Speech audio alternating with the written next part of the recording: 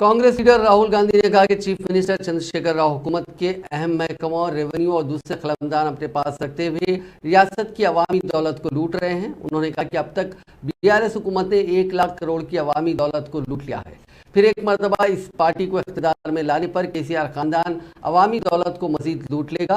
राहुल गांधी ने आज महबूबनगर जिले के कोल्हापुर में कांग्रेस के जलसे आम से खिताब करते हुए ये बात कही। इस जलसे आम में प्रियंका गांधी शिरकत करने वाली थी, लेकिन उनके बजाय राहुल गांधी ने शिरकत करते हुए अवाम से खिताब किया। आपके चीफ मिनिस्टर,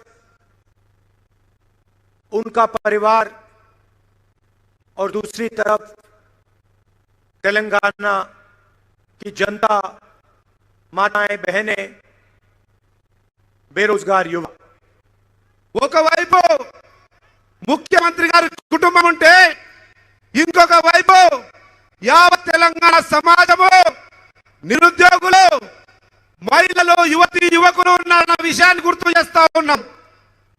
दुराला सरकार के दो सबसे बड़े चिन्ह हैं जिनको तेलंगाना की जनता बहुत अच्छी तरह जानती है।